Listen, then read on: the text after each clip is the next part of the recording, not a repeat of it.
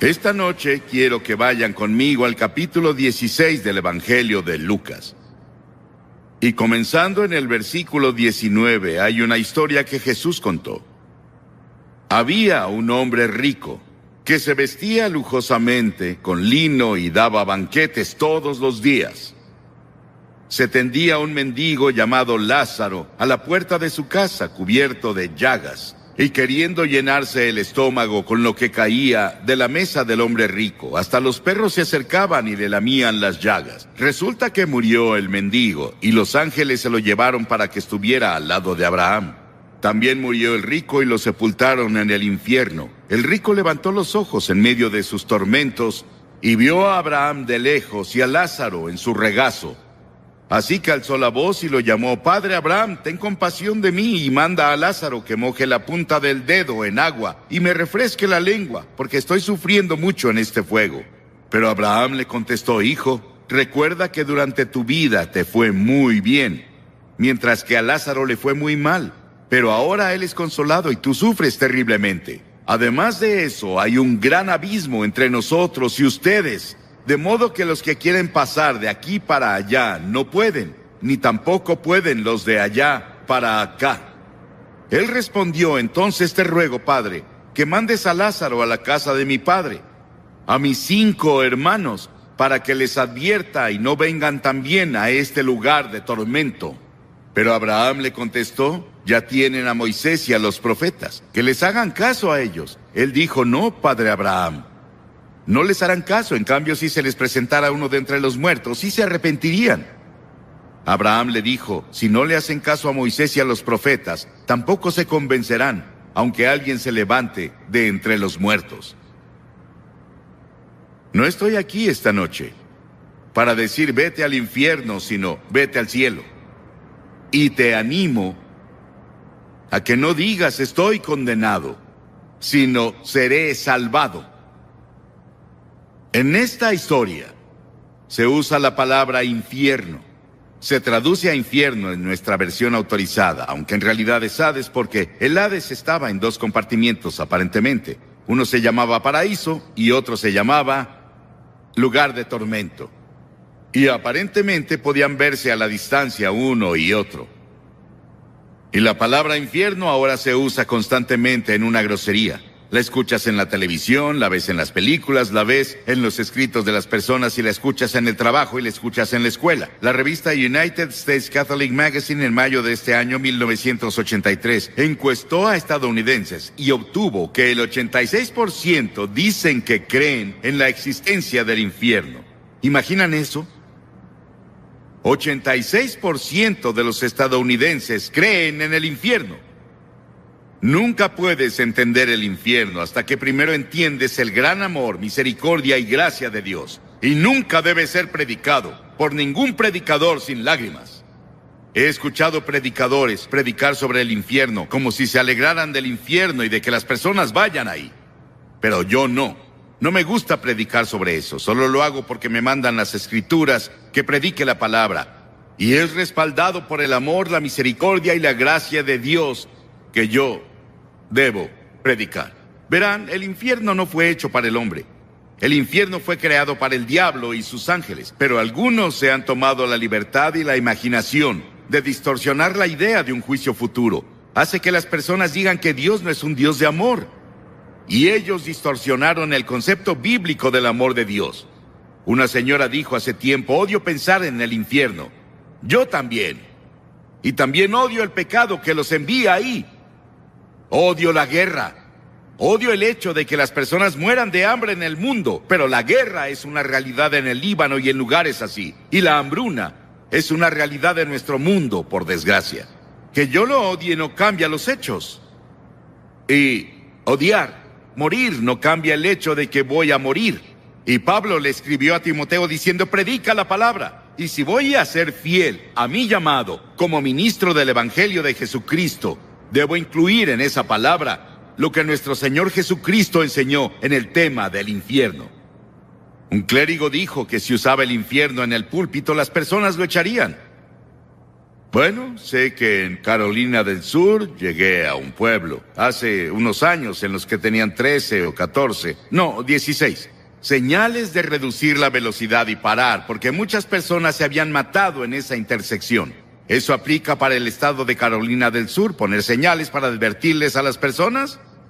¿Es correcto que yo les advierta esta noche lo que Jesús enseñó y lo que la Biblia enseña de principio a fin? ¿Está mal que un hombre sacuda una linterna para detener a las personas en un cruce de vía?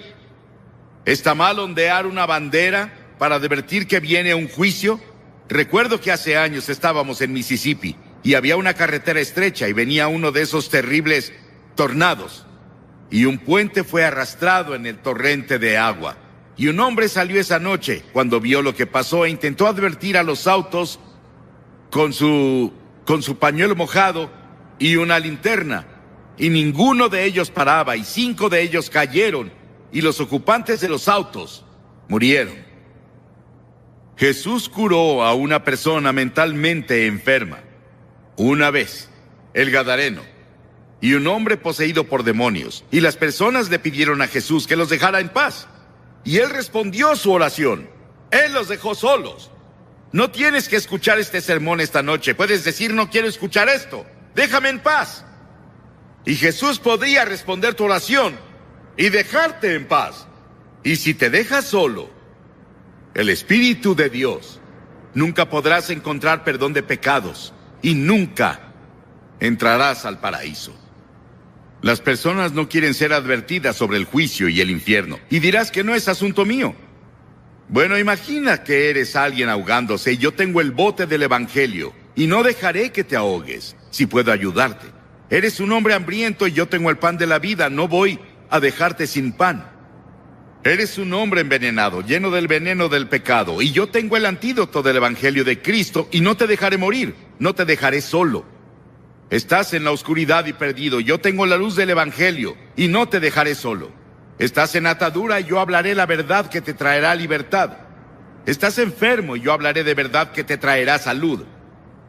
Estás en el camino amplio que lleva a la destrucción y yo hablaré la verdad que te transferirá al camino estrecho que lleva a la vida eterna. Estás en una tormenta en el mar y te hablaré la verdad que te llevará al puerto de la seguridad. Y algunas personas dicen que en realidad no estamos perdidos. El diablo le dijo eso a Eva en el jardín del Edén. Cuando Dios dijo que morirás si comes el fruto del árbol prohibido. El diablo llegó a susurrar en su oído en la serpiente y dijo, de seguro no morirás. A eso se le llama universalismo. En otras palabras, todos son salvados. Solo no lo saben. Algunas personas lo dicen y tenemos una forma sutil de universalismo que se está filtrando a todo grupo evangélico de hoy, de que de seguro no moriremos. Que no existe eso del infierno. Pero creo que existe, de acuerdo con las enseñanzas de las Escrituras. Creo que es intuitivo. El hombre en todo el mundo cree que un día tendrá que dar cuentas y va a tener que sufrir de cierta forma por la vida desobediente que vivió aquí. Y luego Jesús constantemente lo enseñó. Nadie en las Escrituras habló más sobre el infierno que Jesús. Él dijo, y cualquiera que lo maldiga quedará expuesto al infierno del fuego. Lo dijo en el capítulo 13 de Mateo. El Hijo del Hombre enviará a sus ángeles y arrancarán de su reino a todos los que pecan y hacen iniquidad, y los arrojarán al horno encendido, donde habrá llanto y rechinar de dientes. Mateo 25:41 dice, luego dirá a los que estén a su izquierda, apártense de mí, malditos, al fuego eterno preparado para el diablo y sus ángeles. Si tu mano te hace pecar, córtatela. Más te vale entrar manco en la vida eterna que con tus 2 manos ser arrojado al infierno. Dijo que es mejor vivir la vida con un ojo, una mano, una pierna, que ir al infierno con todo. La Biblia enseña que hay al menos 3 tipos de infierno. Primero, está el infierno en el corazón. Miles de personas aquí tienen un infierno en su corazón. Y ahí es en donde comienza. La mayoría en el mundo asume que la naturaleza humana es buena, pero la Biblia nos enseña que básicamente es mala. Por naturaleza somos egoístas, pecaminosos, obstinados y perdidos. En pecado me concibió mi madre, dijo David. Todos somos pecadores y nacemos en el pecado, y luego cuando llegamos a la edad de la responsabilidad, tal vez los 7, 8, 9 o 10 años, elegimos pecar. Luego nos volvemos pecadores por práctica y practicamos el pecado incluso si tenemos computadoras. Usamos las computadoras hoy para hacer fraudes y todo tipo de cosas. Y luego todas las cosas que están ahí, vemos plantas de marihuana en los bosques y donde las personas las plantan. Todo lo que ves y cualquier comité de investigación que nombres encontrará serpientes, porque la naturaleza humana es maligna. La naturaleza humana es mala y por esa razón necesita redención, transformación, necesita un nuevo nacimiento. Es lo que Cristo vino a hacer. Infierno en el corazón. Está el infierno de la culpa. Un hombre me escribió hace tiempo. Él engañaba a su esposa. Vivía medio tiempo con otra mujer en otra ciudad. Y dijo, estoy viviendo un infierno. Él se vio atrapado y era un infierno. Y la Biblia nos enseña que hay una muerte ardiente como el infierno en el corazón humano. Y cada persona que parece buena, íntegra y espléndida puede convertirse en un asesino violento y un maníaco de repente. Conozco a una mujer refinada, hermosa. Su esposo era uno de los líderes de la comunidad. Y sin ninguna provocación en absoluto, mientras él dormía, ella tomó una pistola y le disparó, lo mató. Ella está en prisión ahora. Y leemos eso a diario en el periódico. Las personas dicen que eran personas buenas, refinadas, hacían todo tipo de cosas y nunca imaginaron que harían eso. Y en el corazón hay culpa. Y está el infierno de la inquietud. La Biblia declara, el malvado es como un mar agitado. Vimos el verano pasado a gente en Europa. Fuimos a Ámsterdam a dar una conferencia sobre evangelistas itinerantes. La considero una de las más grandes conferencias impartidas en la historia de la iglesia cristiana. Y nos vimos con muchas otras personas que estaban solo buscando algo, no sabían qué. Vi a estadounidenses y personas de Japón y de todos lados corriendo como si su vida dependiera de ello. No sabían a dónde iban o qué hacían, solo iban, intentando encontrar descanso y paz.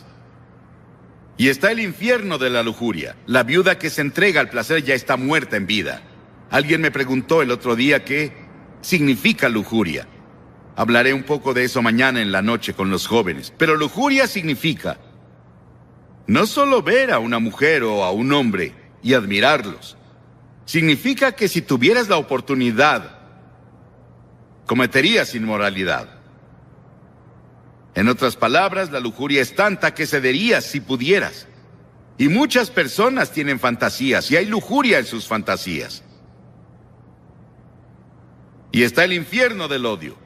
Este infierno del odio ha estallado en guerras y motines y todo tipo de conflictos.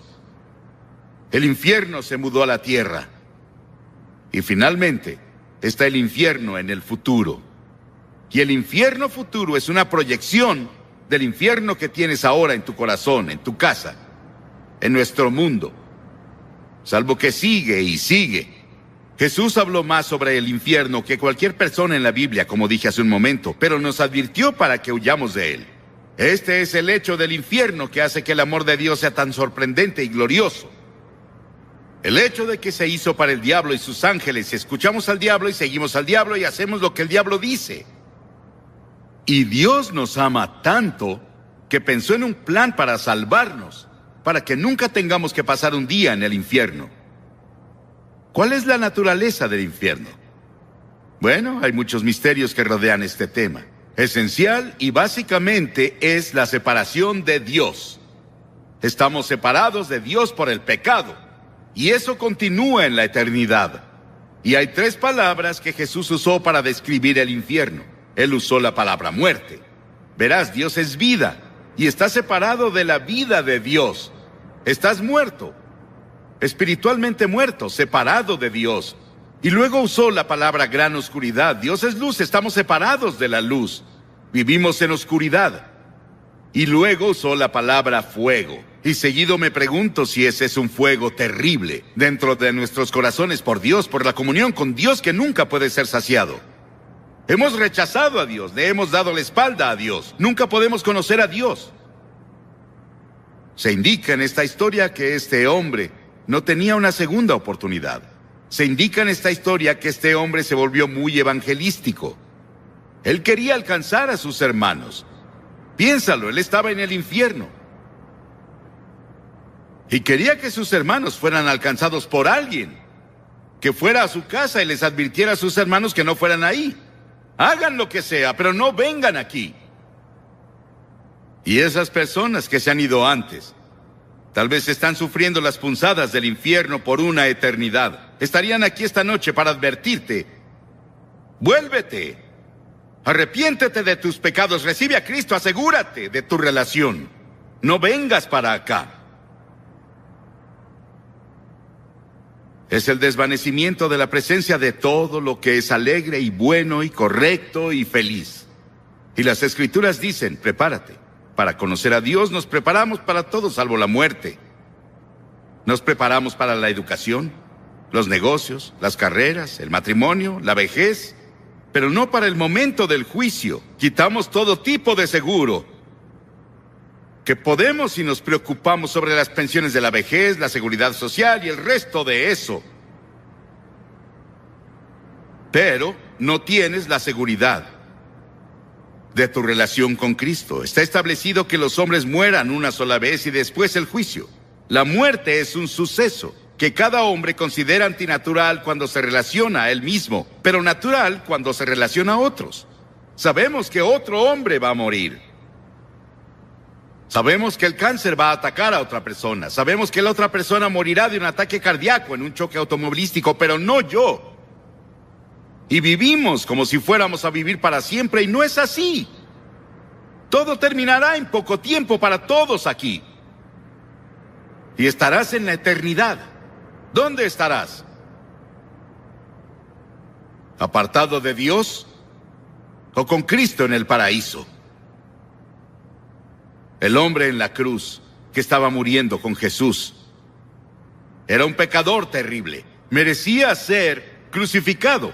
Merecía la pena según la ley. Y dijo que lo merecía. Y se volvió a Jesús y dijo, Señor, recuérdame cuando vengas en tu reino. Es todo lo que dijo, recuérdame. Él no tuvo tiempo de ser bautizado, no tuvo tiempo de unirse a una iglesia. No tuvo tiempo de hacer nada salvo creer. Y Jesús dijo, hoy estarás conmigo en el paraíso. Piénsalo. La primera persona que Jesús se llevó al paraíso con él era un ladrón, un asesino, un hombre que merecía el infierno. Pero en la cruz, Cristo estaba muriendo por personas como él. Y Cristo moría por personas como tú. Y las personas más difíciles de alcanzar no son como él. Ellos saben que son pecadores, saben que necesitan a Dios. Son personas como nosotros aquí, bien vestidos, vamos a la iglesia, tenemos un poco de religión, pero no es lo primero en nuestras vidas, no es lo principal en nuestras vidas. Y tenemos suficiente religión para evitar que tengamos una buena dosis de salvación de Cristo. Has sido vacunado. Y sientes que no tienes una necesidad espiritual. ¿Qué hay de las personas que dicen que están felices y tienen buen ingreso, buen trabajo, una buena familia y todo? No necesito a Dios. No necesito a Cristo. ¿Para qué lo necesito? Vas a necesitarlo, hermano y hermana. Vas a necesitarlo mucho por mucho tiempo. Es mejor que vengas ahora mientras tienes oportunidad. La Biblia dice que ahora es la hora aceptable. Ahora es el día de la salvación. Ven mientras puedas. No puedes venir a Cristo cada vez que quieras. Solo puedes venir cuando el Espíritu Santo te ha convencido y te trae, y donde la palabra de Dios ha sido proclamada.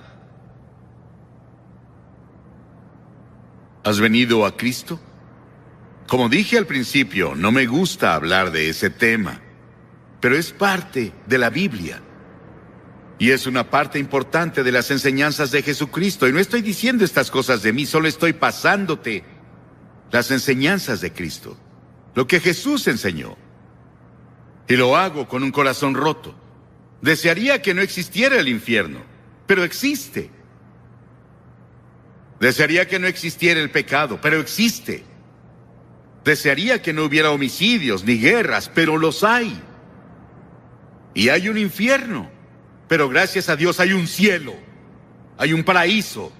Y ahí es donde Jesús está. Y quiero decirte esta noche que sé que yo iré ahí. En el momento que leas en el periódico que Billy Graham murió, sabrás que está más vivo de lo que jamás estuvo. Y estoy en el paraíso. Y ya quiero estar ahí.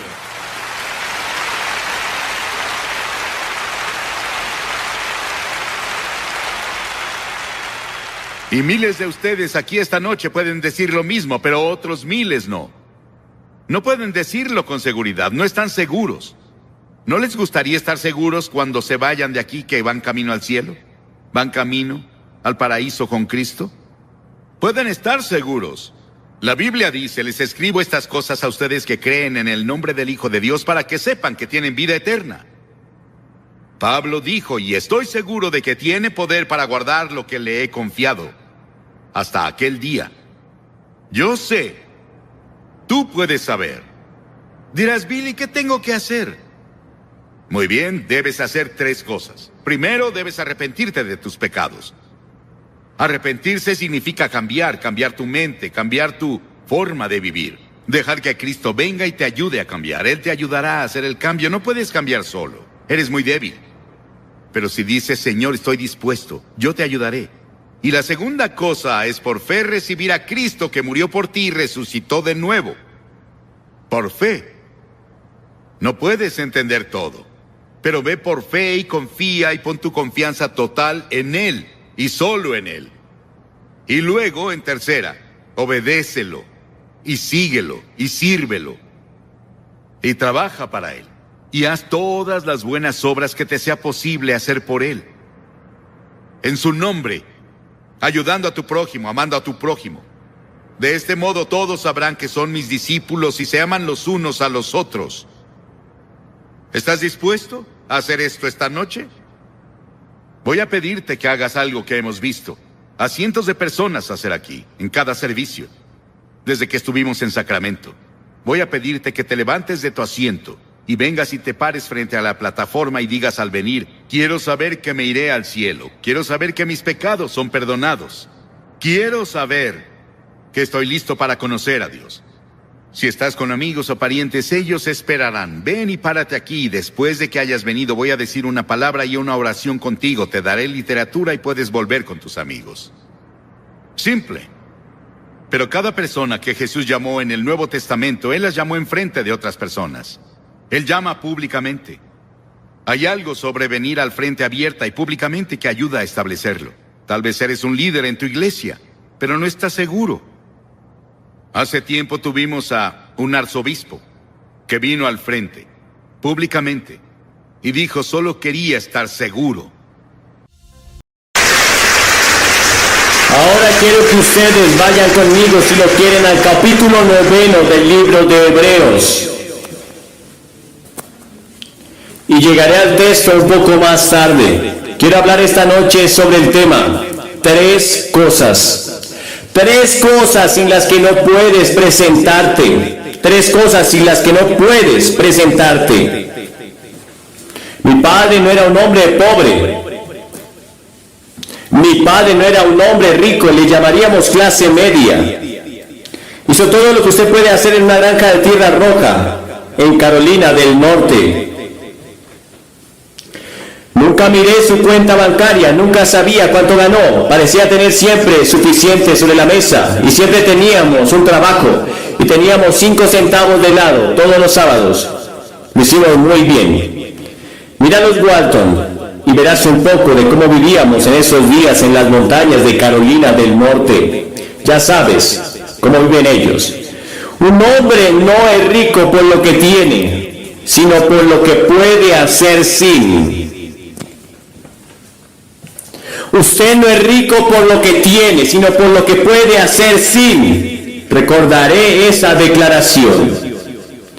Y como entramos en una recesión, supongo que estamos en una depresión, como se llame lo que estamos viviendo, se sorprendería de lo que puede hacer sin ello.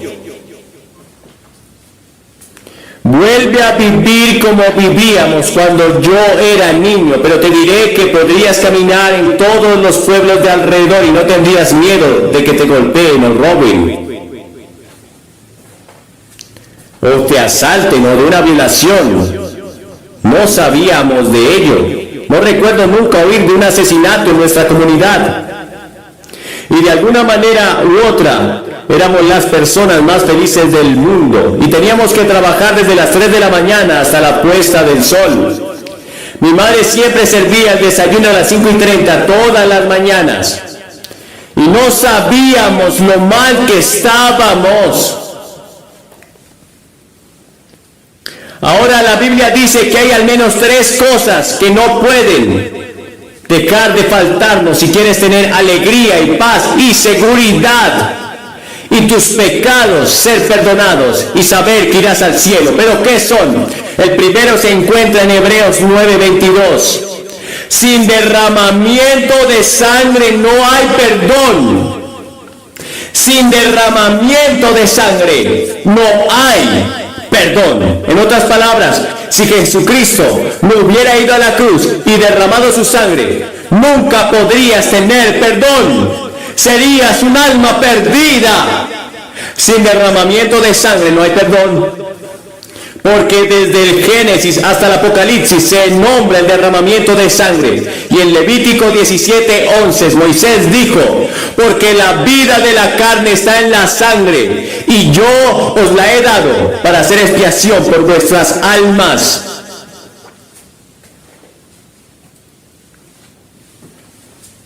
Ahora, si eres una persona promedio, tienes 5 litros de sangre circulando en tu cuerpo cada 23 segundos. La sangre se lleva a la basura y la vuelve a traer sin contaminación. Es la sustancia más misteriosa de toda anatomía. Nadie sabe exactamente todo sobre la sangre. Y todos estamos relacionados por la sangre.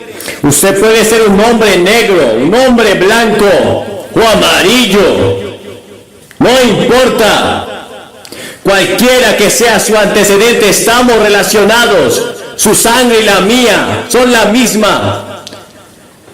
No importa, puede ser intercambiado entre las razas. La Escritura dice, y el apóstol Pablo dijo, que Dios ha hecho de una sangre todas las naciones de la tierra para habitar sobre la faz de la tierra de un mismo linaje. Cuando tengo una transfusión de sangre, y la he tenido varias veces, nunca me preguntaron de qué color es la sangre, de qué piel salió. Solo quiero que lo hagan pronto. Nuestra sangre, estamos relacionados desde Adán y Eva, que fueron nuestros primeros padres, y pecaron contra Dios, se rebelaron contra Dios, y entonces pasó algo interesante. Trataron de cubrir sus pecados con hojas de higuera, y no pudieron hacerlo. ¿Y sabes lo que hizo Dios? Dios salió y mató a algunos animales y derramó sangre. Dios estaba enseñando al hombre desde el jardín del Edén hasta ahora mismo que si hay que tener perdón de pecados, primero hay que derramar sangre. Y usted va todo el camino viendo lo mismo. En el Nuevo Testamento es lo mismo. Cuando Caín y Abel eran los primeros hijos de Adán y Eva, Caín vino y trajo un sacrificio, pero no había sangre en el sacrificio. Abel trajo también un sacrificio, y Dios aceptó el sacrificio de Abel porque él había derramado sangre para venir ante Dios. Y usted tiene que hacer lo mismo. Y allí ocurrió el primer asesinato de la historia. Y luego recuerdan aquella noche en Egipto. Dios dijo: voy a venir en juicio sobre Egipto, y voy a matar al primogénito de toda casa en Egipto. Y el juicio, recuerda, y lo que ahora celebran, quiero que tomen un poco de sangre del cordero y la pongan sobre la parte posterior de la puerta y en los dinteles, y cuando yo vea la sangre voy a pasar y no voy a traer juicio sobre sus casas. No importa si es una casa de pobres o de ricos, cuando vea la sangre yo pasaré. ¿Por qué?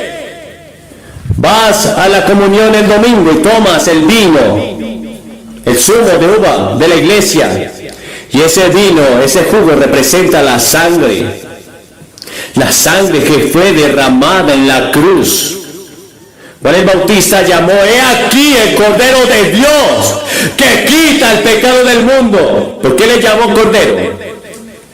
Porque como el Cordero iba a la cruz, su sangre debería ser derramada por nuestros pecados. Él quita los pecados del mundo. Y esa sangre esta noche puede limpiar cada pecado que has cometido. Hay poder en la sangre. Sin derramamiento de sangre no hay perdón.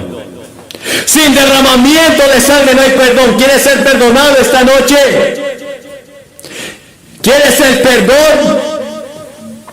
Porque no vas a entrar al cielo si no eres perdonado. Si eres culpable, no podrás llegar a entrar al cielo. Todo pecado tiene que ser perdonado. No hay forma de pedir perdón excepto por la obra de Jesucristo en la cruz. Ahora la sangre, por supuesto, es simbólica en la Biblia. Significa que la vida de Cristo fue dada por nosotros en la cruz. Y cuando Él murió en esa cruz y derramó esa sangre, Dios aceptó ese sacrificio en nuestro lugar. Ya no tienes que hacer sacrificios. En otras palabras, el juicio vino sobre Jesús. Y no tendrás que pasar un solo día en el infierno. Serás perdonado como si nunca hubieras pecado. ¿Por qué? Por la sangre. Sin derramamiento de sangre no hay perdón.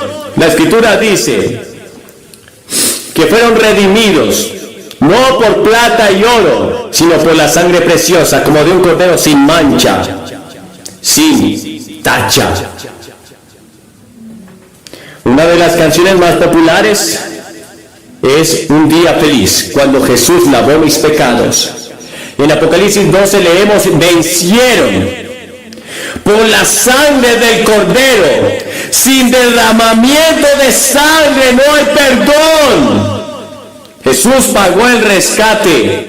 Leí el otro día sobre un artículo italiano que fue secuestrado y lo están mirando, y que cobraban 16 millones de dólares. Y hay una canción que decía: no pagaré por el rescate. Pero si Jesús hubiera estado en ese lugar, hubiera pagado por el rescate.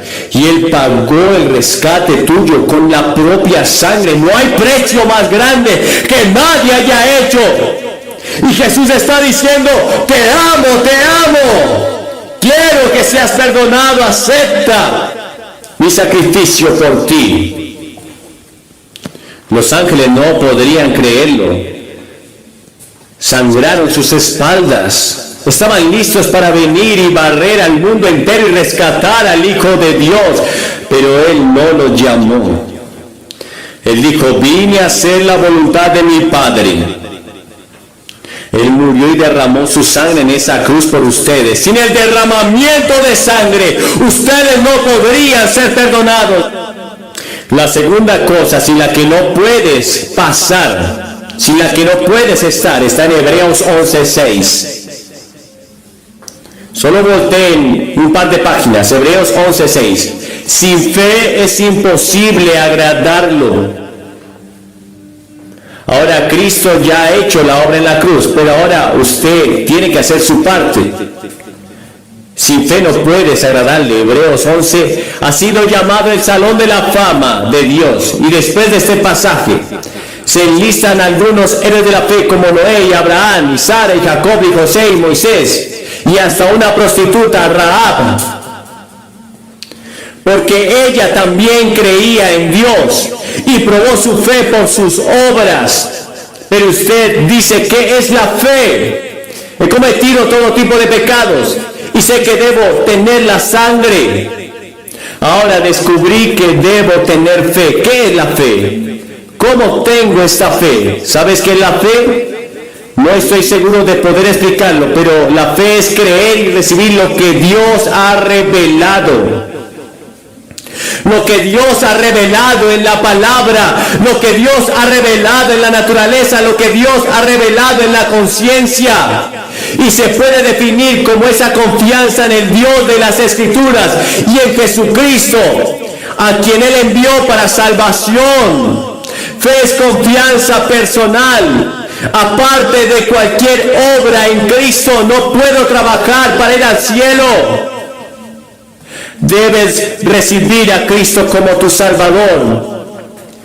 No por obra, no porque tengas el título de cristiano.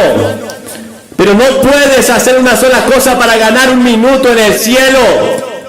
Porque por gracia sois salvos por medio de la fe, y eso no es de vosotros mismos, no por obras para que nadie se gloríe. No por obras, sino que el que cree al que justifica al impío, su fe le es contada por justicia. Mi salvación no depende de mí. No depende de lo que yo hago, depende totalmente de la obra de Jesucristo en la cruz, del hecho de que lo he recibido como mi Señor y Salvador. Pero después de ser salvo, debes trabajar cada día por ello, para guardar tu salvación, permaneciendo en Él, apartándote del pecado. La fe sin obras está muerta, dijo Santiago. Ahora la Biblia enseña que la fe es el único medio para acercarte a Dios, porque es necesario que el que se acerca a Dios crea que le hay y que Él es galardonador de los que le buscan. Jesús dijo, y este es un imperativo, allí en Mateo o en Marcos 11, dijo, este es tu mandamiento. Tu mandamiento es para que crean en el nombre del Hijo de Dios, en Jesucristo. Es un mandamiento, Dios te manda, te da una orden, cree en el Señor Jesucristo y serás salvo. No hay otra manera en la que puedas acercarte a Dios, no hay otra forma, no hay otra manera en la que puedas entrar al cielo excepto por la fe. Por lo tanto, debe ser justificado por la fe. Tenemos paz para con Dios por medio de nuestro Señor Jesucristo. Romanos capítulo 5 verso 1. ¿Qué es la fe? La recepción del Evangelio, la confianza en Dios y en su palabra, estar confiado de esto mismo, una dependencia total de Cristo para nuestro perdón y para el cumplimiento de su propósito en nuestras vidas. ¿Alguna vez escucharon la historia de John Patton, el gran misionero en las Nuevas Indias? Estaba traduciendo y tratando de aprender su idioma y no podía traducir la palabra fe. Y trabajó en ella durante meses y meses y no podía encontrar una palabra para fe. Y un día vino un hombre acostado en una silla de ruedas, reclinada, que soportaba el peso de todo el cuerpo. Y John Patton dijo, ¿qué estás haciendo? Y el hombre dijo, reclinándome. Patton saltó y dijo, tengo mi palabra de fe. Es reclinarse en Jesús. Así es como lo tradujo. Porque de tal manera amó Dios al mundo que dio a su Hijo, para que todo aquel que en Él crea se recline en Él, para que no se pierda, mas tenga vida eterna. Reclínate, entrégate, recuéstate en Jesús. Él soportará tu peso para que no seas condenado. Pon todo tu peso en el unigénito Hijo de Dios. ¿Te has reclinado? ¿Has puesto tu peso, tu pecado en Cristo, solo en Cristo? ¿O cuentas con un poco de tu propia santidad, de tus propias obras? No puedo bajar aquí, reclinarme en el banco de la iglesia y decir que soy salvo. No puedo reclinarme en mi pastor y decir que soy salvo. ¡No! ¡Reclínate en Cristo! Tu fe debe estar puesta en Cristo, en la persona del Señor Jesucristo, y eso es fe. Fe significa que yo recibo y respeto lo que Dios ha hecho por mí. Pide esta noche que pongan todo su peso en Jesús, en Jesucristo. Jesús, nada más. Solo Jesús. Y luego la tercera cosa sin la que no puedes presentarte. Primero, sin derramamiento de sangre no hay perdón del pecado. Segundo, sin fe no podrás agradarle. Tercero, porque sin mí nada puedes hacer. Juan 15:5. Nada. Ahora, por supuesto, Jesús está hablando de la vid y las ramas, y está hablando de dar fruto. Y en otras palabras, sin mí no podrás llevar ningún fruto. Después de haber venido a Jesucristo, ¿qué es lo que pasa? El Espíritu Santo viene a vivir en tu corazón. Ahora el Espíritu Santo es el representante del Señor Jesús en la tierra. Jesucristo está a la diestra del Dios Padre. Él se fue y envió al Espíritu de Dios para estar aquí en la tierra. En el momento que recibes a Cristo, en el momento que pones todo tu peso en Cristo, el Espíritu de Dios viene a vivir dentro de ti y Él vive a través de ti y en ti. Y tu vida cristiana la puedes vivir a través de Él. Ahora el capítulo 15 es un capítulo importante en la Biblia y vamos a darles ese capítulo 15 a los que vengan esta noche de inmediato, porque es una imagen importante de la relación que debemos tener con nuestro Señor Jesucristo. Usted ve esta vid, las vides fueron cultivadas por toda Palestina en esos días y necesitaban mucha atención y crecían rápido y fueron podadas drásticamente cada día. Y en diciembre y enero ellas daban dos clases de rama, aquellas vides.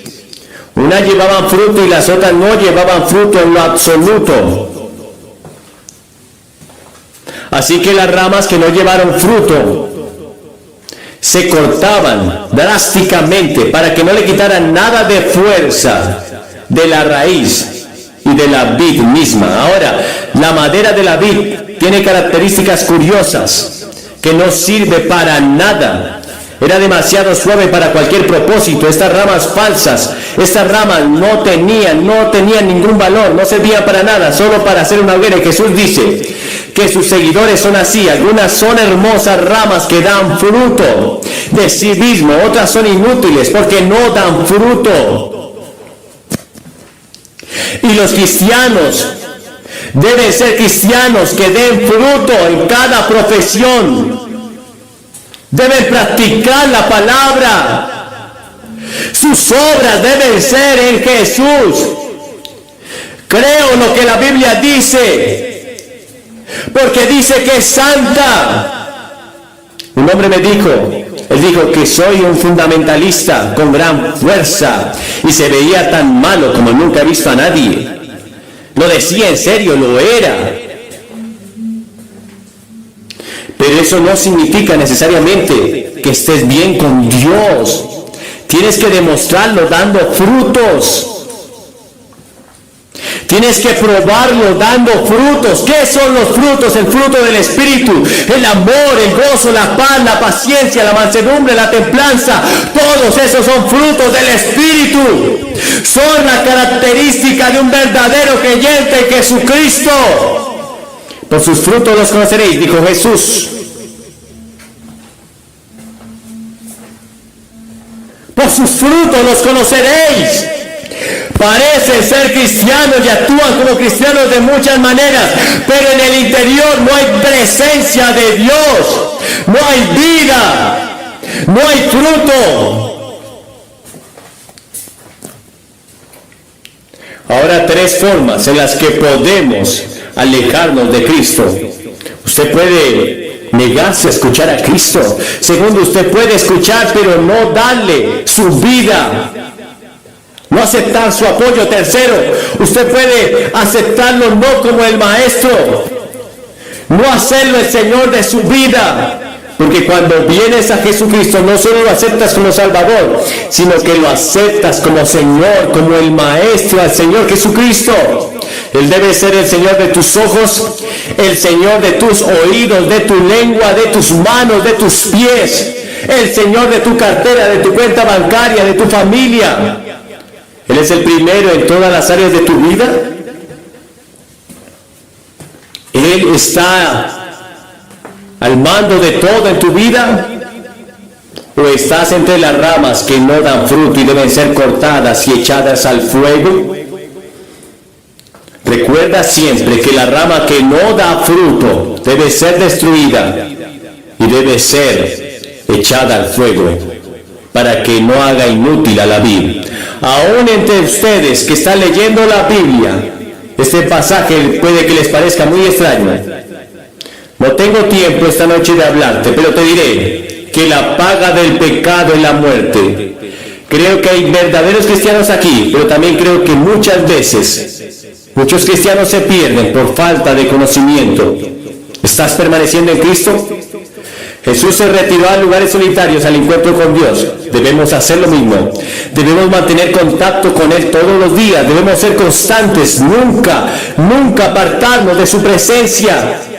Debemos permanecer en Él para agradarle espiritualmente a Dios. Sin mí nada pueden hacer para producir frutos sobrenaturales. Pero ¿cómo puedo amar a ese que realmente no quiero amar? ¿Cómo puedo ser amable cuando normalmente quiero golpearme en la cara? Cuando Él viene a vivir en mi vida, puedo perdonar a los que me han hecho mal. Y las cosas que dicen, ese es el verdadero fruto. Porque ves, en ninguna parte del Nuevo Testamento dice que no puedo vivir una vida cristiana por mis propias fuerzas. Cuando Cristo viene a vivir en mí, entonces tengo la capacidad de amar, de perdonar y permanecer en su palabra. Él me da la fuerza para vivir cada vida, cada día, y por sus frutos los conoceréis. Sin derramamiento de sangre no hay perdón. Sin fe no puedo agradarlo. Y sin mí nada podéis hacer. Les voy a pedir esta noche que reciban a Cristo para que perdone sus pecados. Voy a pedirte que te rindas a Él como Señor. Voy a pedirte que vengas y lo hagas el amo de tu vida. Sin Él nada puedes hacer. Quizás has intentado mucho. Tu vida emocional es un fracaso. Tu familia es un fracaso. Tus finanzas son un fracaso ahora mismo. Y puede que tengas mucho dinero, puedes que tengas muchas relaciones hoy. Pero no se trata de eso. ¿De qué le sirve al hombre ganar el mundo y perder su alma?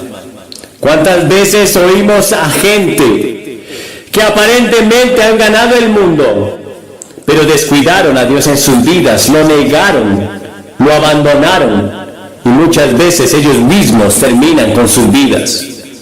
Porque sin mí nada podéis hacer. Sin mí nada podéis hacer, nada. Esta noche quiero que vayan conmigo a Primera de Juan, en el 5º capítulo. Les escribo estas cosas a ustedes que creen en el nombre del Hijo de Dios, para que sepan que tienen vida eterna y para que crean en el nombre del Hijo de Dios. Quiero hablar sobre conocer, estar absolutamente seguros de que conocen a Cristo, porque se escribió para darles seguridad de que sus pecados son perdonados y que van a ir al cielo. El Evangelio de Juan, sin embargo, se escribió para que crean que Jesús es el Cristo, el Hijo de Dios, y crean que tienen vida a través de su nombre. Es decir, el Evangelio de Juan fue escrito para llevarte a Cristo. Y las cartas de Juan fueron escritas para ayudarte a saber cómo vivir la vida cristiana y estar seguro de que conoces a Cristo. Hay muchas personas que van a la iglesia y muchas que fueron bautizadas y muchas que fueron confirmadas en una iglesia, pero no están seguras, no tienen seguridad, no saben con seguridad que Cristo vive en sus corazones. Primera de Juan fue escrita para que sepas que tienes vida eterna. En Primera de Juan 3:23 dice: y este es un mandamiento, que creamos en el nombre del Hijo de Dios. ¿Tú crees? Bueno, tú dirás, sí creo. ¿En serio? ¿Sabes qué significa creer en la Biblia? Lo que la fe es en la Biblia. Significa que entregas todo tu ser a Cristo. Es la historia que conté la otra noche, la diré de nuevo, sobre un hombre que vino de Francia y él anunció que iba a poner una cuerda floja sobre el río Niágara en las cataratas y caminaría sobre ella. Una gran multitud se reunió en ambos lados del río, el lado canadiense y el lado estadounidense, y lo vieron. Y claro, él caminó de ida y vuelta y aplaudieron. Lo hizo 2 o 3 veces y luego tomó un barril y puso unos 90 kilos de tierra adentro. Lo rodó de ida y de vuelta, lo rodó de ida y de vuelta. Luego preguntó, ¿cuántos aquí creen que puedo cruzar con un hombre? Y dijeron, sabemos que tú puedes. Y había un hombre en la fila de enfrente que estaba muy entusiasmado. Y él le dijo, Señor, ¿podría meterse al barril y ser el primer hombre? Ese hombre se fue. Y no lo culpo. Pero verán, eso es la fe. Pones tu peso total en el barril. Pones tu peso total en Cristo. Y Cristo es sobre quien tú pones la fe. Quien crea que Cristo es, quien crea que Jesús es el Cristo y es nacido de Dios. La fe es la certeza de lo que se espera, la convicción de las cosas que no se ven. La fe real conlleva la idea de compromiso. No solo creerlo en la cabeza, sino un compromiso de tu vida. Cada fase de tu vida a Cristo. Tu vocación, tus estudios, tu novia, tu novio, tu vida sexual. Todo es entregado a Cristo. La primera pregunta es, ¿en verdad lo crees? ¿Ya comprometiste tu vida a Cristo en su totalidad? Arregla eso.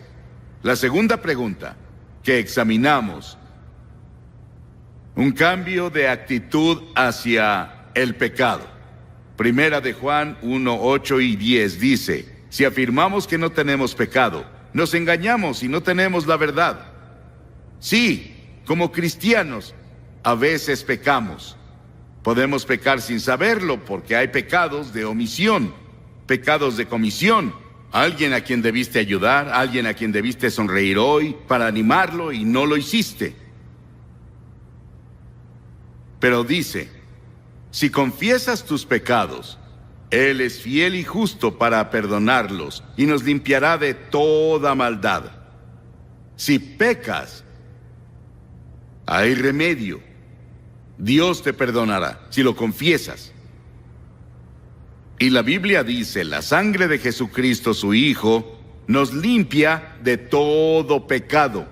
La sangre que fue derramada en la cruz, cuando Cristo murió, tiene poder 2000 años después para lavar todos tus pecados. Gracias a Dios que se quedó en la cruz. Y cuando pusieron esos clavos en sus manos y clavaron sus pies y perforaron su costado, Él se quedó ahí. No se bajó. Él se quedó en la cruz porque te amó. Él te ama esta noche.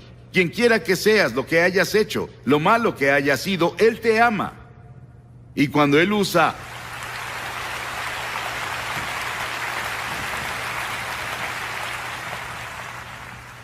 ahora, después de que llegas a Cristo, ¿cuál debería ser tu actitud hacia el pecado? Primero, si cometiste un pecado, confiésalo de inmediato. En segunda, olvídalo de inmediato, con su ayuda. En tercera, busca la justicia y la santidad. Asegúrate de no hacerlo de nuevo. Sabes, algunas personas pecan y van a Dios a pedirle perdón. Y luego van y cometen el mismo pecado, lo cometen una y otra vez. Significa volverte de tu pecado. No vuelves a hacer eso de nuevo. En el Salmo 23, David dijo, confortará mi alma. ¿Necesitas que conforte tu alma hoy? Hay cientos de personas aquí esta noche que son creyentes, pero necesitas dedicarle de nuevo tu vida. Necesitas entregarte de nuevo. Hay personas aquí hoy a quien Dios está llamando a ser misioneros. Hay personas esta noche que Dios está llamando para trabajar en la iglesia. Hay personas aquí esta noche a quienes Dios les pide que hablen con personas, donde viven, donde trabajan, les hablen sobre Cristo. Y ese es trabajo misionero. Si eres miembro del cuerpo de Cristo y te has revelado, puedes confesarlo y recibir el perdón y total restauración. Él restaura tu alma. Es una cosa maravillosa. Y luego la tercera pregunta es, ¿tienes deseo de obedecer a Dios? Primera de Juan 2:3 dice, y en esto sabemos que nosotros le conocemos y guardamos sus mandamientos. Lee el Nuevo Testamento y marca todos los versículos donde dice que deberías hacer esto o vivir de tal manera, y descubrirás que has fallado. Una señal infalible del nuevo nacimiento es que queremos obedecer a Cristo. No obedezco a Cristo porque temo no obedecerlo. Lo obedezco porque quiero. Amo a Cristo. Quiero obedecer su voluntad. Quiero hacer las cosas que Él quiere que haga. Como un devocional diario. Es difícil tener un devocional diario porque el diablo intenta evitarlo. Si abres la Biblia y comienzas a leer, el diablo te pondrá somnoliento. O alguien vendrá de inmediato a hablar contigo. O habrá un buen programa de televisión y la tentación es de ver el programa. Y no tienes tiempo de orar, no tienes tiempo para leer la Biblia. Luego, lo cuarto, hay una separación del mundo en Primera de Juan 2. No amen al mundo ni nada de lo que hay en él. Si alguien ama al mundo, no tiene el amor del Padre, porque nada de lo que hay en el mundo, la lujuria de la carne, la codicia de los ojos y la arrogancia de la vida, proviene del Padre, sino del mundo. Y si amas al mundo más de lo que amas a Cristo, no estás en el reino de Dios. ¿Cuántos de nosotros esta noche amamos el mundo? Al diablo lo llaman el Dios de este mundo. Lo llaman príncipe del poder del aire. Tiene tremendo poder. Hay muchos demonios en el mundo. Y esos demonios trabajan con el diablo para destruir la vida cristiana. En el momento en que recibes a Cristo, el diablo va a ir tras de ti. Te va a tentar. Él traerá cosas a ti con las que nunca habías sido tentado. La tentación no es de Dios. La tentación viene del diablo. ¿Y cómo repeles al diablo? Él tentó a Jesús. Él fue con Jesús en un tiempo en el que Jesús no había comido ni había bebido nada por 40 días y 40 noches en el desierto. Y Él tentó a Jesús 3 veces y eran tentaciones reales. ¿Cómo Jesús lo combatió? No discutió, no debatió, no usó su poder sobrenatural.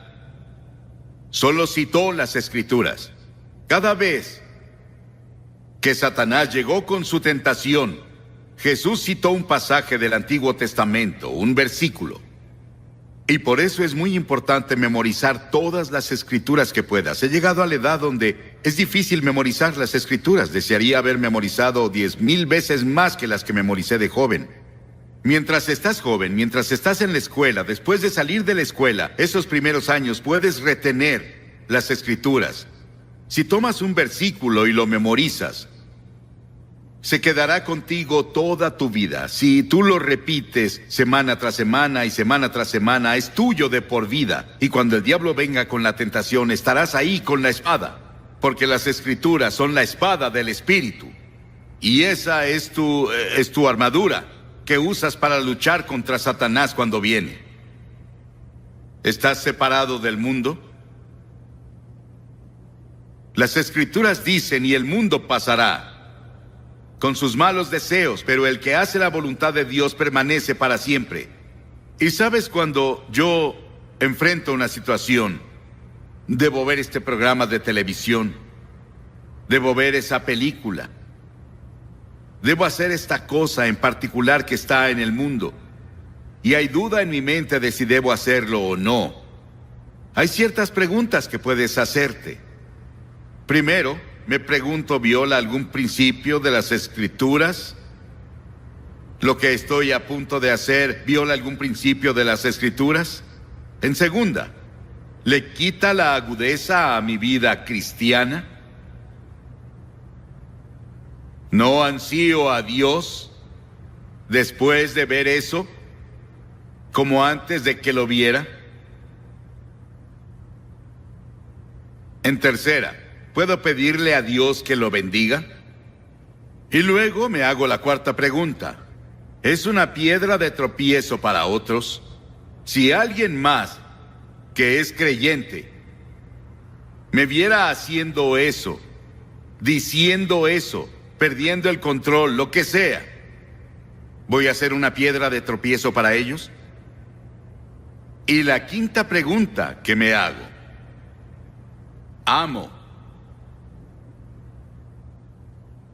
a los cristianos de todas las denominaciones? ¿Amo a otras personas? ¿Amo al pobre lo suficiente para hacer algo para ayudarlos en su pobreza? ¿Amo a las personas en mi vecindario que tienen un color de piel diferente? ¿En serio los amo? ¿O solo los soporto? Solo es una actuación que represento. ¿Mi amor para otras personas es real, sin importar cuál sea su trasfondo? Las Escrituras dicen: nosotros sabemos que hemos pasado de la muerte a la vida porque amamos. El que no ama a su hermano permanece en la muerte. Muchos hijos de Dios que no andan con Cristo piensan que otras cosas son más atractivas que andar con Cristo y hacernos preguntas así. ¿Cómo podemos vivir en la presente sociedad y estar separados del mundo que el diablo dirige? ¿Cómo podemos? Solo con la ayuda de Cristo. Y la sexta cosa: si en realidad conoces a Cristo, no practicas el pecado. Primera de Juan 5:18. Sabemos que el que ha nacido de Dios no está en pecado. Aquel que nació de Dios lo protege y el maligno no llega a tocarlo. El diablo no puede tocarlo. Dirás: pero dice el que no peca. Esa palabra significa que no practiques el pecado. Puedes cometer un error, puedes gritar un momento, o puedes caer alguna vez, o 2 veces, o 10 veces, o 20 veces, o muchas veces.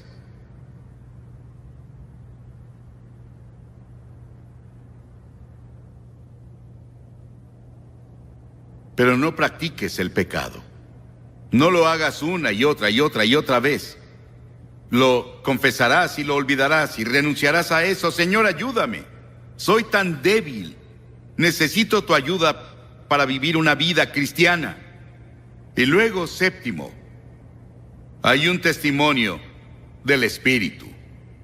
Si en verdad conoces a Cristo, lo sabrás porque habrá un testimonio del Espíritu en tu corazón. El Espíritu mismo le asegura a nuestro espíritu que somos hijos de Dios.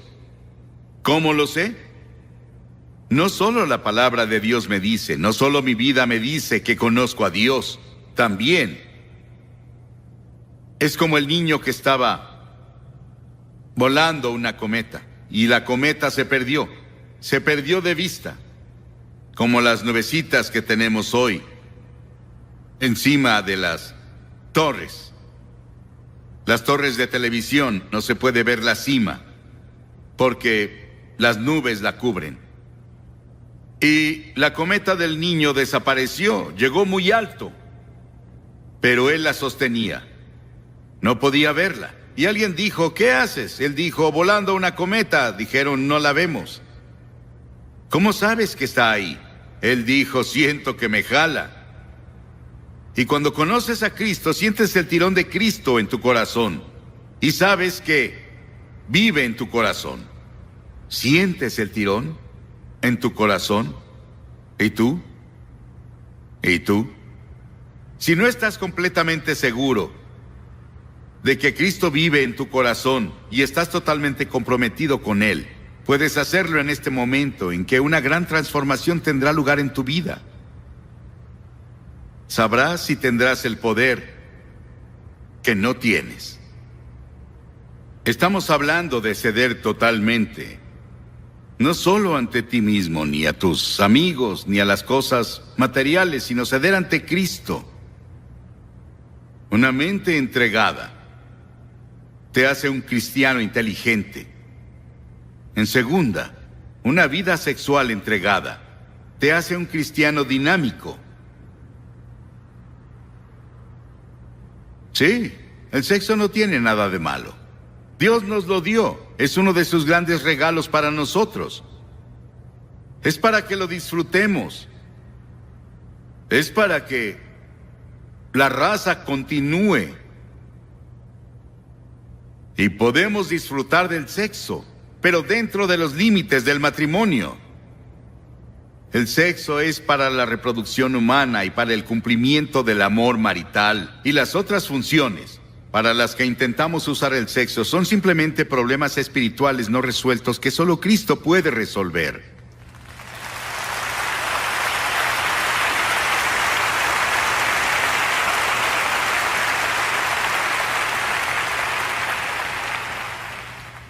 Y luego un cuerpo entregado hace que seas un cristiano útil. En Romanos 6 dice, de la misma manera también ustedes considérense muertos al pecado, pero vivos para Dios en Cristo Jesús. Por lo tanto, no permitan ustedes que el pecado reine en su cuerpo mortal. No dejen que los controle, ni obedezcan a sus malos deseos.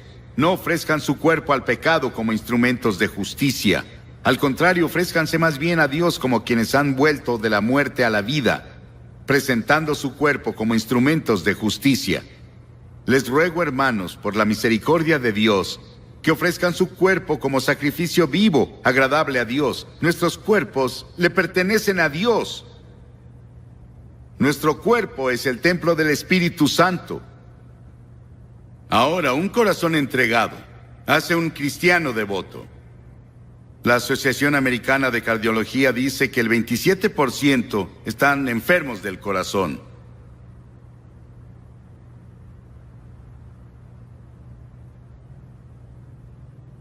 Pero también tenemos enfermedad espiritual del corazón. La Biblia habla de eso en Proverbios 12. El engaño está en el corazón.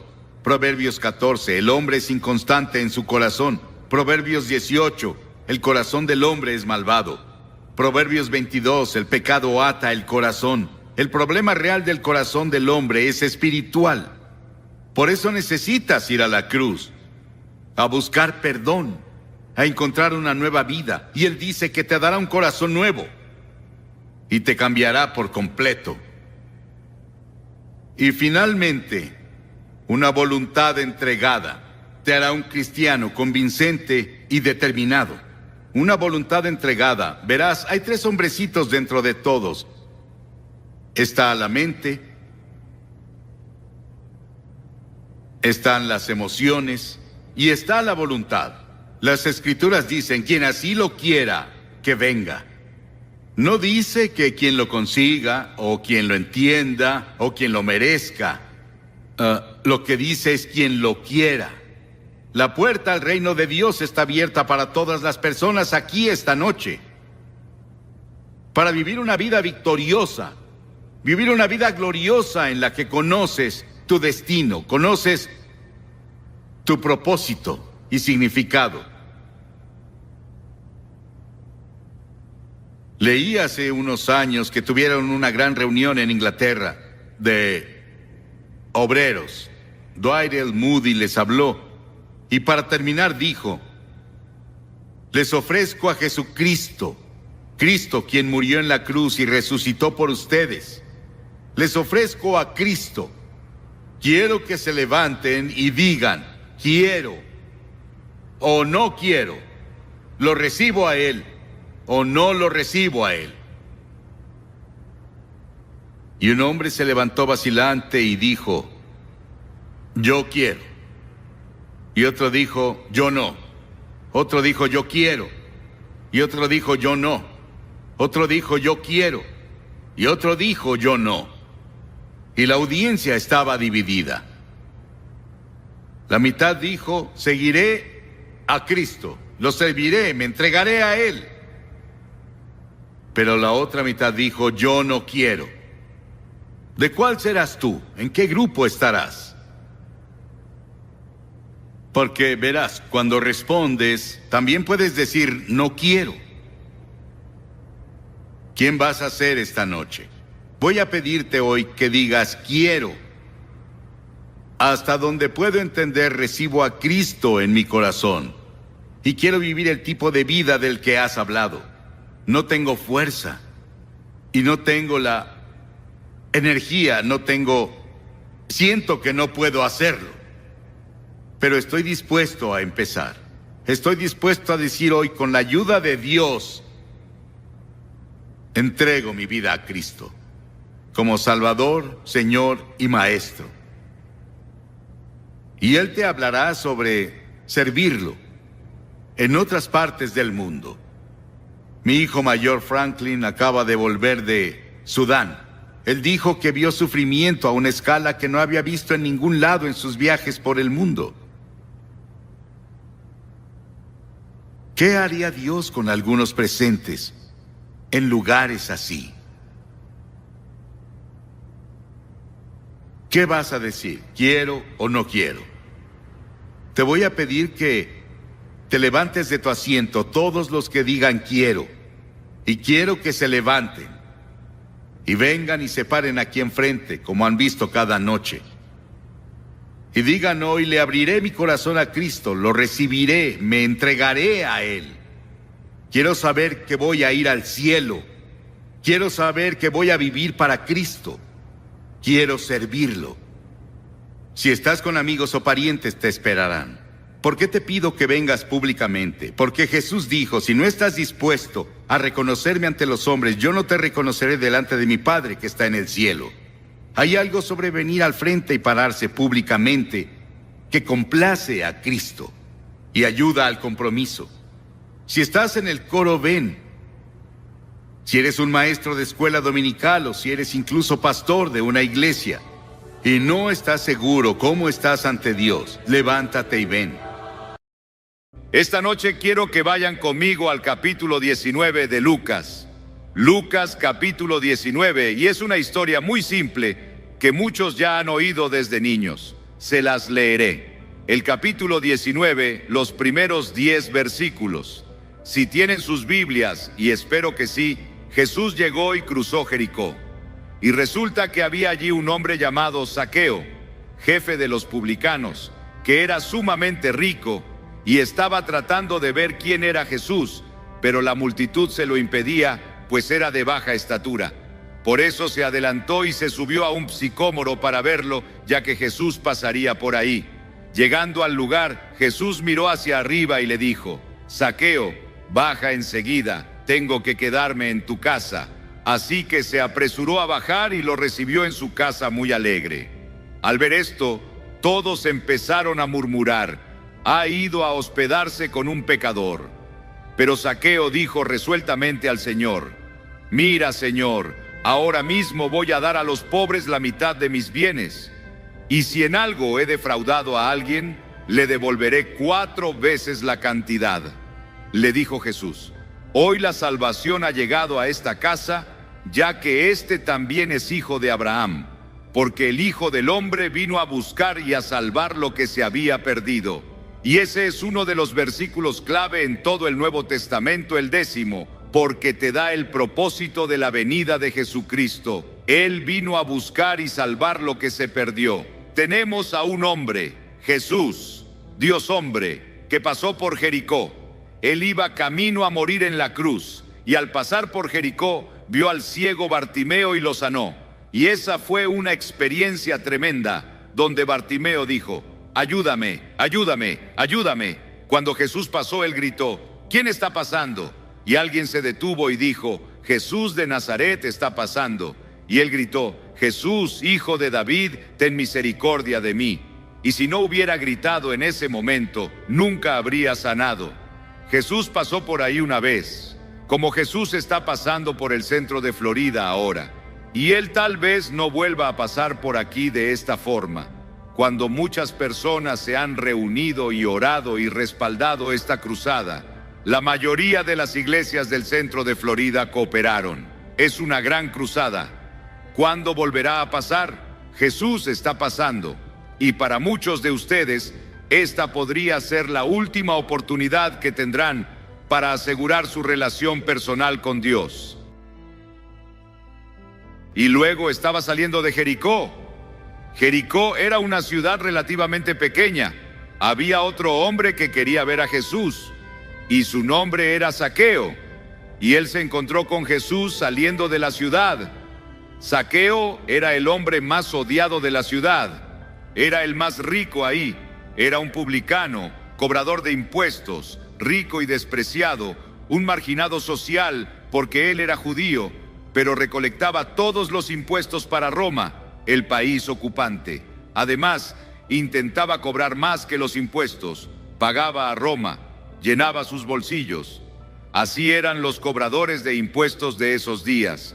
Se volvían las personas más ricas de la ciudad y los hombres más despreciados de la ciudad, porque los veían como traidores a su propio pueblo.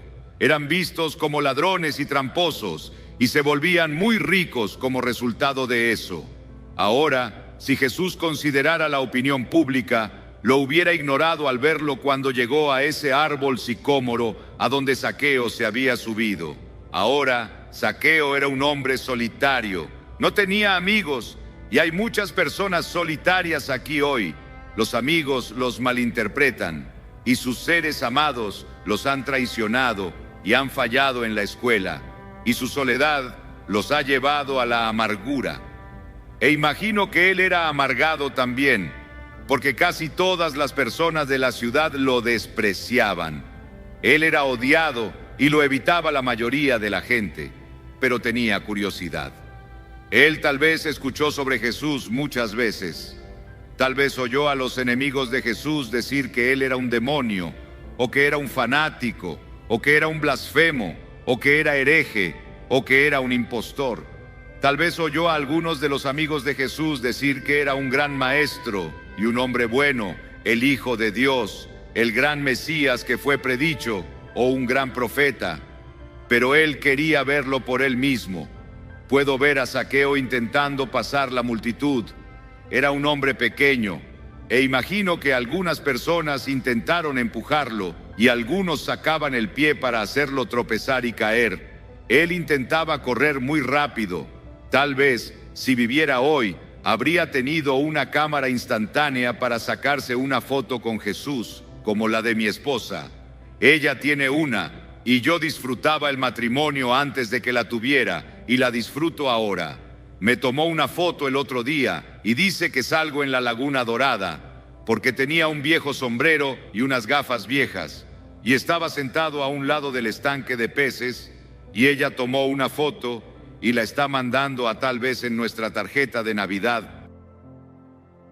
Y si Zaqueo hubiera tenido una grabadora de voz, recuerdo que cuando estábamos en Hungría, en el primer servicio, había varios miles de personas, como 15 o 20,000 personas, en el primer servicio al aire libre a las afueras de Budapest. Y cuando me subí a predicar, oí todos esos sonidos de clic. Me volteé a mi esposa y le dije, «Están crujiendo los dientes». Y ella dijo, «No, son grabadoras de voz. Todos tienen una grabadora y están grabando el mensaje». Y lo enviaban a toda Europa Oriental, el mensaje que había predicado. Y fue algo impresionante para mí en Budapest que pudieras ir a las librerías y comprar mis sermones. Los volvieron libros y prediqué sermones directos del Evangelio como lo hago ahora. Dios está haciendo cosas extrañas y maravillosas y emocionantes en el mundo, cosas misteriosas, cosas que sobrepasan nuestro entendimiento. El diablo trabaja, pero también Dios trabaja. Este hombre Zaqueo estaba tan ansioso por ver a Jesús que decidió escalar un árbol. Él se subió a un sicómoro. Hay muchos obstáculos para llegar a Jesús que también tú enfrentas. Él enfrentó el obstáculo de que había muchas personas ahí y era de pequeña estatura. Imagino que él estaba sentado ahí en esa rama con una grabadora o una cámara. Él quería tener todo lo que Jesús decía, estaba muy interesado. Tú también tienes obstáculos. Verás, la Biblia dice que Jesús dijo, ¿qué aprovechará al hombre si gana todo el mundo y pierde su alma? Y en toda la Biblia encuentras decisiones tomadas entre las cosas del mundo y las cosas de Dios. Moisés tenía que tomar una decisión. Él debía elegir entre toda la riqueza de Egipto y todo el poder de Egipto como heredero al trono de Egipto, y tuvo que darle la espalda a eso y seguir a Cristo. Abraham tuvo que abandonar todo lo que conocía para irse a encontrar una ciudad, cuyo constructor y hacedor era Dios, por fe. Y los pecados secretos se han vuelto obstáculos para llegar a Cristo. Las Escrituras dicen: perdóname los que me son ocultos. Verás, el hombre mira la apariencia exterior, pero el Señor mira el corazón. Él sabe lo que pasa dentro de tu corazón. Él sabe lo que imaginas, lo que piensas, lo que fantaseas. Él sabe las cosas que codicias. Conoce los pensamientos malvados y el orgullo, los celos, la avaricia de tu corazón. Y Él juzga por lo que ve adentro, no solo por lo que ve afuera. ¿Y cuántos de ustedes son miembros de la iglesia con la cuota del día, oficiales en la iglesia, enseñan en la escuela dominical, pero dentro de ti sabes que tu corazón es tan oscuro como el de algunos de los peores pecadores, y sabes que eres un hipócrita y te avergüenzas, no sabes qué hacer al respecto y desearías de alguna manera encontrar paz y no has podido hallarla? Haz tu compromiso con Cristo esta noche y di: Señor, perdóname, quiero volver a ti. Una vez te conocí, disfruté el gozo de Cristo, pero ahora he perdido ese gozo y quiero recuperarlo. La arrogancia también puede ser un obstáculo. Hay generación limpia ante sus ojos, y bien no se ha limpiado de su inmundicia. La arrogancia es como los hipócritas en los días de Jesús. Ahora Zaqueo estaba sentado ahí. Él se abrió camino al árbol sicómoro, como tú te abriste camino aquí. La curiosidad lo llevó. La curiosidad. ¿Sabes cuántas personas se encuentran a Cristo por curiosidad? Viniste a esta reunión por curiosidad. Muchos de ustedes. Muchos vinieron porque alguien los trajo, pero vinieron por curiosidad. Nos enteramos de un hombre la otra noche que iba pasando por la carretera y vio las luces. Creo que estaba en uno de los periódicos que leo. Y él se detuvo aquí y encontró un lugar para estacionarse por ahí. Y caminó hasta aquí, y el servicio ya iba a la mitad. Pero él entregó su vida a Cristo, y habla en el periódico sobre el gozo que encontró en Jesucristo. Esto te puede pasar a ti. Y él llamó a Zaqueo. Zaqueo, baja. La multitud murmura, y aún lo hacen cuando comes con pecadores e intentas enseñar a los que están del otro lado del camino. Jesús desenmascara a los pecadores religiosos, pero trata a otros pecadores con ternura y amor. Verán, el argumento y debate que Jesús tiene no era con el Imperio Romano. Su debate era con los líderes religiosos que no vivían como debían vivir. Eran hipócritas, y hay muchos de nosotros así. Hemos desarrollado lo mismo, y esto es cierto en algunas partes de nuestro país, donde las personas van a la iglesia en grandes números, pero durante la semana no viven la vida diaria con Jesús. Pero Jesús nunca lo puso fácil. Él no ofrece una gracia barata, una salvación barata. Cuando llegas a Cristo, debes estar dispuesto a arrepentirte del pecado y recibirlo en tu corazón. Y noten que dijo que era un llamado urgente. Dijo: deprisa, baja ahora. Este es el momento propicio. Hoy es el día de salvación. No hay promesa para mañana. No hay promesa en la Biblia que diga que estarás vivo mañana. Dios no hace promesas para mañana. Es hoy, ahora, ahora, ahora, ahora en toda la Biblia. Y fue un llamado exitoso, porque Jesús fue a la casa de Zaqueo. Tal vez llevó a Mateo con él, porque Mateo había sido un publicano y un cobrador de impuestos. Y Jesús dijo: sígueme. Y Mateo se levantó y lo siguió. Y tal vez llevó a Mateo con él para darle testimonio a Zaqueo, no sé. Pero Zaqueo tal vez estaba muy orgulloso al mostrarle a Jesús todas las cosas en su casa, todo el arte que tenía, y sus sirvientes, y sus hermosas alfombras que tenía en el suelo, y los hermosos ventanales que tenía, y la hermosa vista al pasto, y todo eso. Él estaba orgulloso de todo eso. Pero Jesús tal vez se paró ahí viendo a Zaqueo, y Zaqueo comenzó a preguntarse: ¿por qué me está viendo así? Esos ojos penetrantes